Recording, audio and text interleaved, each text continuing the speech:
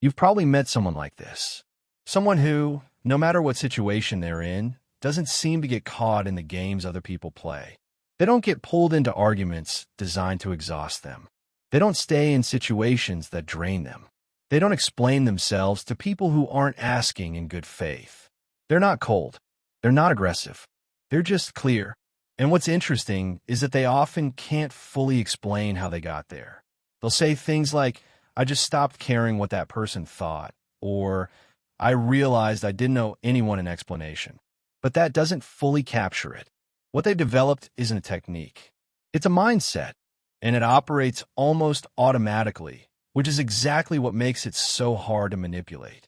Today, I want to break down what that mindset actually consists of, because most of what gets called protection from manipulation is tactical, and tactics fail under pressure. The mindset doesn't. Let's start with what it isn't. Being hard to manipulate isn't about being suspicious of everyone.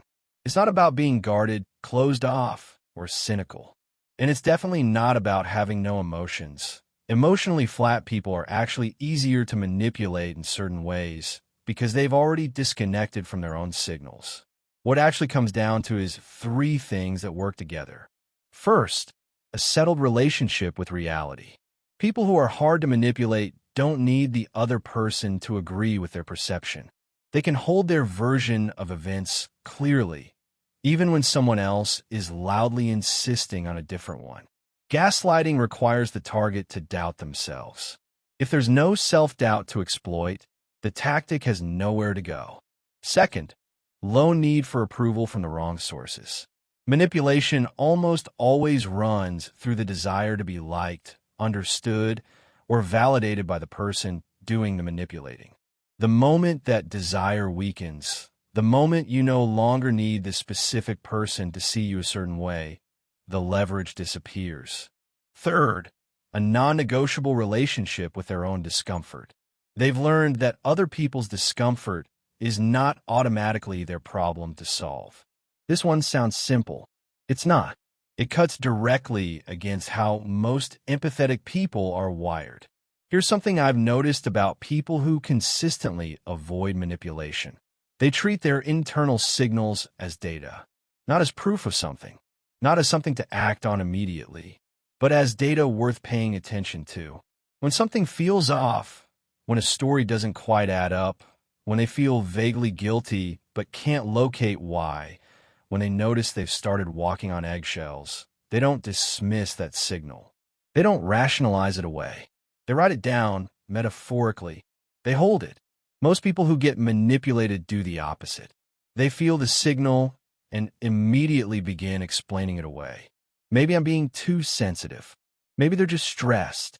Maybe I misread the situation. The signal gets overwritten before it can do its job. People with a manipulation-proof mindset have learned, often through hard experience, that the signal is usually right. Not always, but usually, and that the cost of ignoring it is much higher than the cost of investigating it. This doesn't mean they become paranoid. It means they become honest with themselves, which in practice is one of the hardest things a person can do. These aren't things you decide to do once. They're shifts that happen gradually, usually after one too many situations that cost you something you didn't want to lose. Shift 1. From seeking understanding to seeking clarity.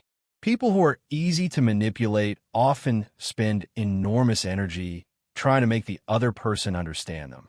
People who are hard to manipulate have usually given up on that. Not bitterly, but practically.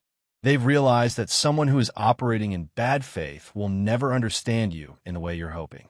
What they want instead is clarity. Do I understand what's happening here? That's the question that matters. Shift 2. From explaining to observing. When someone challenges their perception, their first instinct is no longer to defend or explain. It's to observe. Why is this person so invested in my seeing things their way? What does it cost them if I don't? Those are more useful questions than, how do I convince them I'm right? Shift 3. From managing their emotions to managing their own response. This is the core of it. The moment you stop treating someone else's emotional state as your responsibility to fix, the entire dynamic shifts. Emotional blackmail, guilt tripping, future faking. These all require you to be managing their emotional state. When you step out of that role, the tools stop working. Shift 4. From hoping they'll change to deciding based on what's real. This is the quietest shift and the most significant.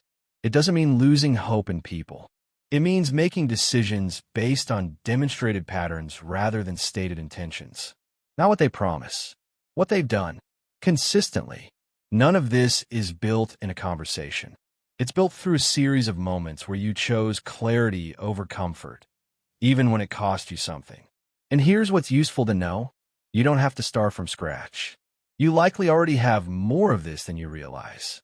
The fact that you're here, that you're naming these patterns, understanding how they work, means you've already started the shift. What builds it further is practice. Specifically, the practice of pausing before you respond. The practice of asking what is actually being asked of me right now.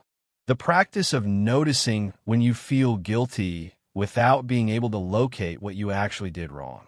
Over time, those pauses get shorter. The clarity comes faster. And the situations that used to pull you in start to feel obvious before they unfold. The manipulation-proof mindset is an armor. It's not a wall you build between yourself and other people. It's a clearer relationship with yourself, with your own signals, your own patterns, and what you're actually willing to accept. That takes time, but it starts with naming things accurately. Tell me in the comments if this shifted something for you. I've been putting together a second tool for this. 3 questions that help you identify in real time whether something is manipulation or a genuine misunderstanding. It's more practical than the checklist, because it's designed for moments when you're inside the situation. The link is in the description when it's ready, or you can grab it now if it's already there. And if you want to continue developing this kind of thinking alongside other people who are working through the same things, I'm building a space for that. Nothing formal yet, but if that interests you, stay close to the channel. I'll share more when the time is right. The next video is about a specific type of person who makes manipulation almost invisible because they do it through silence. If that sounds familiar, you'll want to watch it. I'll see you there.